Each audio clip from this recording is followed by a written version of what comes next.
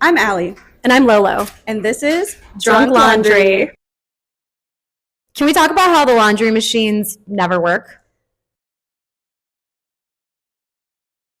By the way, I don't do anything with that. You have to call the number on the machine. How many people did it take for someone to make a call? Yeah.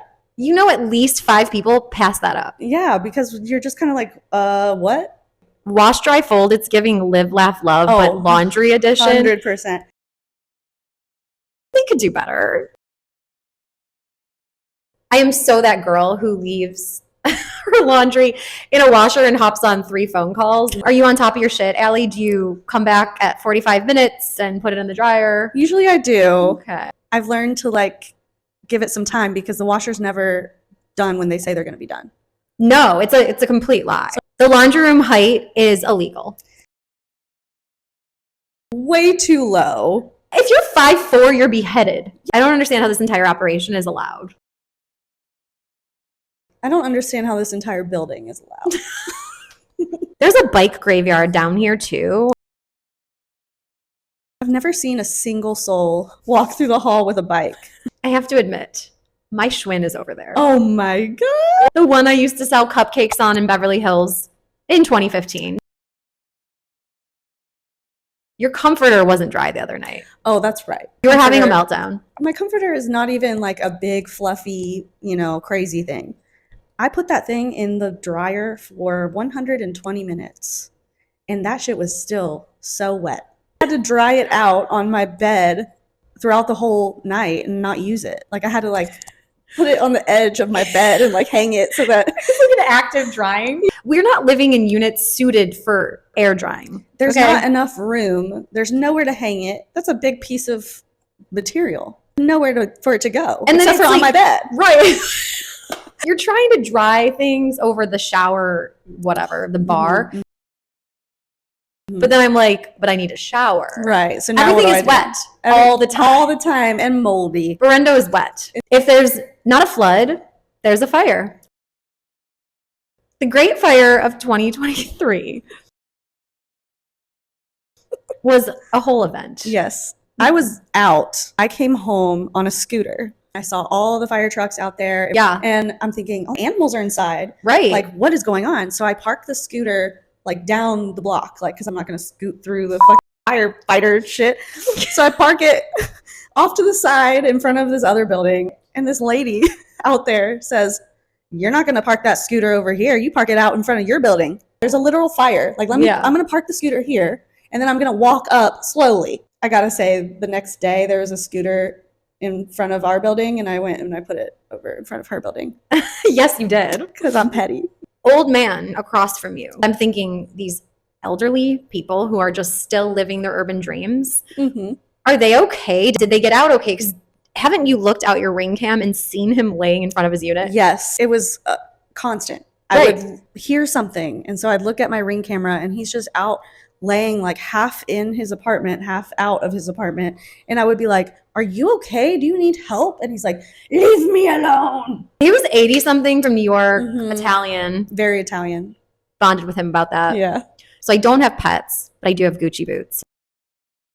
And I thought, well, they're on fire. It was tight with the maintenance guy in 2023. Him and I were thick as thieves. I would hit him up at 3 a.m. when I heard animals that weren't actually animals. He showed up with a broom. He had my back. I love him. Yeah.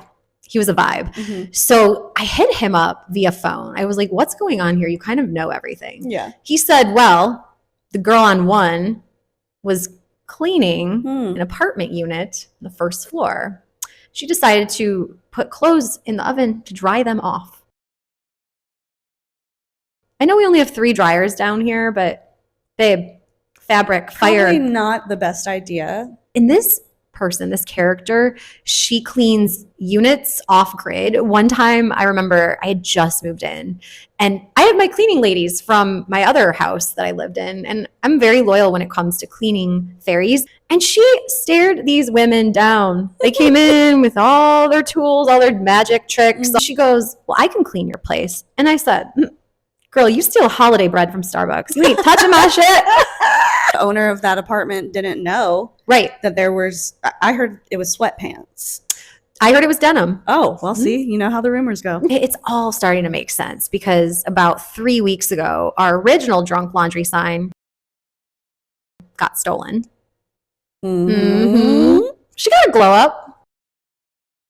Yeah, she's bigger now. Brighter. Pinker. I have a feeling the same character who set the building on fire in 2023 also has our original drunk laundry sign hung up in her unit I would not be surprised. as a piece of art. Mm-hmm. So you're welcome. This is bedroom chic. It's called Didn't Want to Leave the Bed, but we have a talk show to film. We have to bring it to the people. We got to get famous. I feel like 2023 was a low-key hazing of the neighborhood. Yeah, so many things happened. They're like, oh yeah, these girls have been here for a year. Let's give them a proper welcome. Yeah. And I remember laying in bed. It was 11 p.m. I think it was like the middle of summer. And I hear a gunshot, or at least I thought it was a gunshot. I texted Young Pup because I was scared. Yeah. I was like, well, who am I going to text? Oh, my fake boyfriend. Okay. I was like, did you just hear that? And he responded right away and said yes. And then he looked up Citizen, yeah, or the news. And he said it was a gang-related car grenade. So someone had thrown a grenade, targeted a car on Berendo, but the other Berendo, the one that jogs, South Berendo. And it really shook me up, girl. Yeah, it shook me up too. Alfredo got really scared because he hates fireworks. It was just like the ultimate bang. So me and my partner at the time, we like went out and investigated because we were like, what was that? We need to know. Oh, you left the house? Yeah, we left the house. Okay. Yeah, and we walked around the corner and saw like the huge blaze of fire, and like all the neighbors over there were out, and it was a lot. And then I remember there was a night and I heard cop cars, berries and cherries, and I look out my window and some dude who lived on the first floor trash unit was getting cuffed. Oh yeah, I remember this. I was like, whoa, what is going on? I'd seen him before. I don't know what kind of shit went down. And then he was just like, poof, gone. Yeah. And 3 months later, he resurfaces, but as a mugshot photo, like a printout on the front door. And it says, so-and-so is banned from the building. If you ever see this man, like he's been 86th. Yeah. He got completely removed from the entire block, the building, all of it. What do you think he did? I don't know. Ironically, I think he was associated with the girl who started the fire. The neighborhood wasn't done yet. They were like, we're going to send coyotes to Scientology to scare small dogs. Yes, and it worked.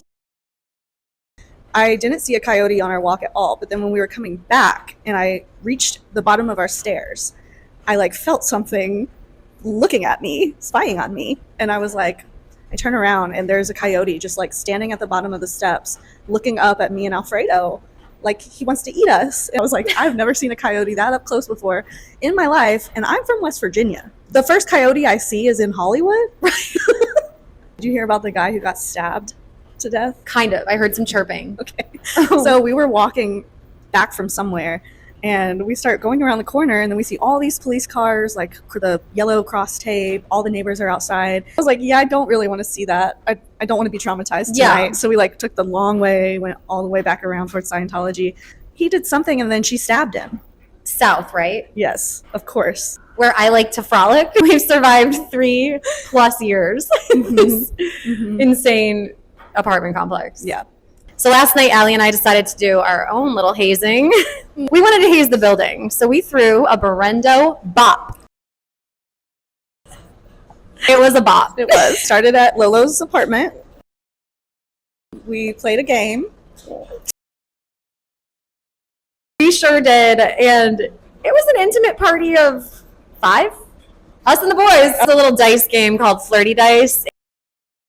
One of the roles is grab the closest so, you know. You have to follow the rules. Give me a good grab. Don't be like half-assing it. Remember when someone wanted to go underneath? Oh, yes. People like to bend the rules. They like to bend the rules. There were shots. There were vibes. We finally left after getting barked at by, you know, my crazy neighbor downstairs. We go to the local bar, our favorite, Jim and James. They know us. They know how insane we all are. So we had a beer, and then we were like, let's go to Jumbo's.